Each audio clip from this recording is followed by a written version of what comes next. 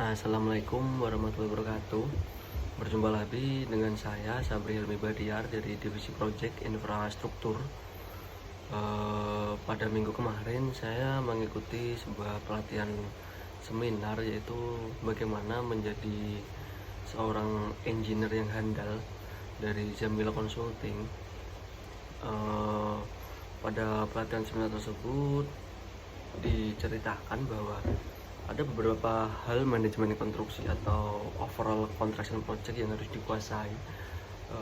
Pada pelatihan tersebut dijelaskan ada 12 sampai 13 yang harus dikuasai, seperti scope, pekerjaan, cost, HSSE, procurement, quality, time, resource, integration, safety, communication, stakeholder, finance, risk management.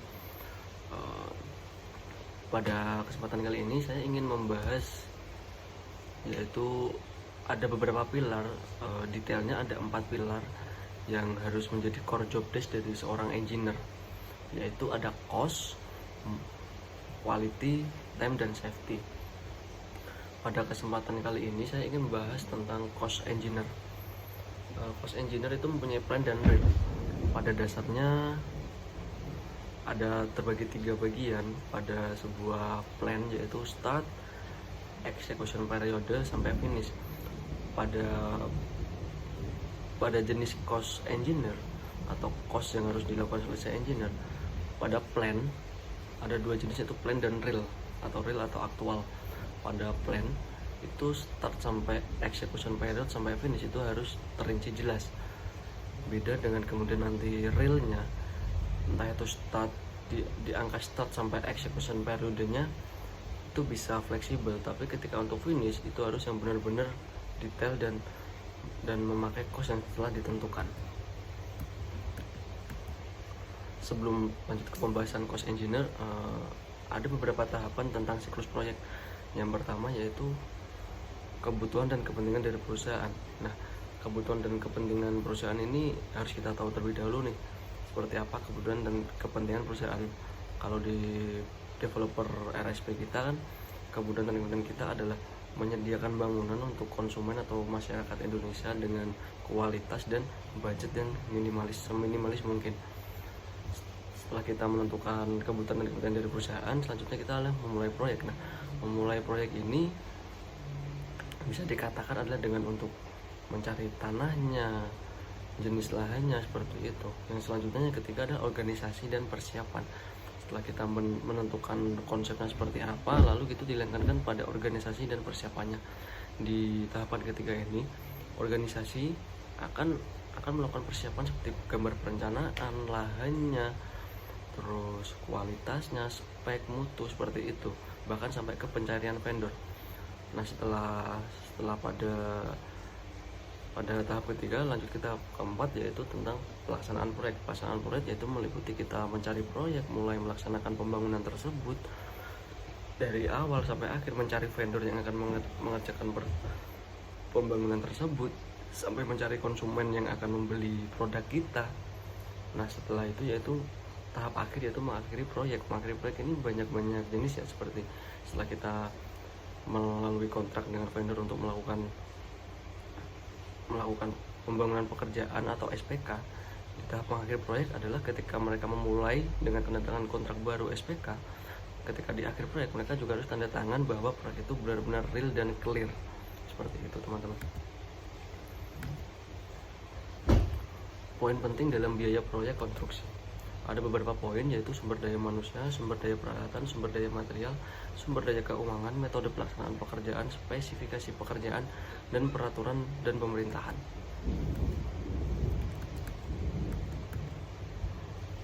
Ada beberapa jenis biaya, yaitu pertama biaya langsung atau direct cost, merupakan komponen harga satuan pekerjaan yang terdiri dari biaya upah, biaya bahan, dan biaya alat. Contoh direct cost antara lain adalah pekerjaan galian tanah, pekerjaan beton kolom, dan pekerjaan pasangan dinding.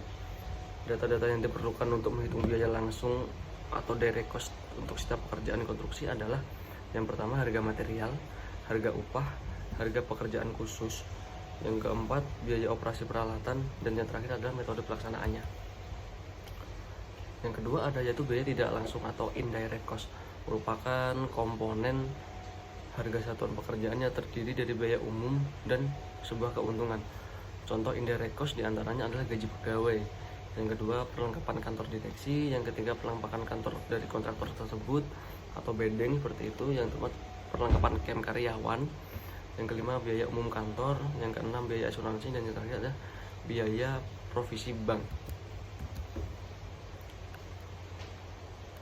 Dalam sebuah cost estimate proyek terdiri dari 3 macam, diantaranya ada yang namanya preliminary estimate atau PE, merupakan estimasi biaya pada tahap planning, dilakukan untuk keperluan analisis pada putusan proyek atau studi kelayakan proyek tersebut.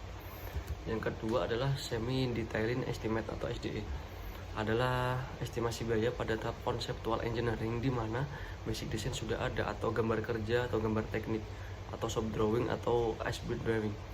Maka biaya yang dihitung belum berdasarkan construction method atau metode yang spesifik. Yang terakhir adalah definitive estimate atau DE. Pada tahap ini estimate biaya pada tahap detailed engineering. Di dalamnya sudah mempertimbangkan berbagai hal sebagai berikut: construction method yang spesifik, preliminary work, kondisi lokasi proyek, waktu pelaksanaan proyek, metode pembayaran, bahkan sampai ke sumber daya manusia, alat material, serta subkontraktor yang akan bergabung. Pada preliminary estimate dihitung secara global berdasarkan informasi harga dari proyek sejenis, persatuan kapasitas produksi atau persatuan fungsinya atau persatuan luasnya. Contoh preliminary estimate yang pertama adalah harga satuan pabrik semen adalah rupiah per ton kapasitas produksi per tahun. Yang kedua harga satuan hotel adalah rupiah per kamar. Yang ketiga adalah harga satuan jalan atau jembatan adalah rupiah per meter persegi. Konversi indeks untuk tahun yang sudah berlaku dapat dilakukan atau mereferensi pada data statistik dan pendekatan time value monthly. Yang kedua tentang semi detail estimate. Perhitungan estimasi meliputi hal-hal diantaranya seperti biaya fisik bangunan, biaya perencanaan bangunan, dan biaya-biaya lainnya. Estimasi ini dilakukan sebagai bahan pertimbangan untuk menyiapkan dana yang diperlukan bagi proyek tersebut. Disebut juga sebagai budget estimate bagi si pemilik proyek atau owner si perusahaan tersebut. Estimasi ini dapat dihitung agak detail berdasarkan perkiraan kuantiti satuan pekerjaan pada saat yang bersangkutan. Yang terakhir adalah detail estimate, terbagi menjadi 2 dikarenakan sudut pandang masing-masing pihak. Yang pertama adalah estimate pemberi kerja atau owner estimate. Yang kedua harga penawaran. Detail estimate berdasarkan cara berhitungnya dibagi menjadi 2, yakni bottom up atau top down. Sekian dari saya. Wassalamualaikum warahmatullahi wabarakatuh.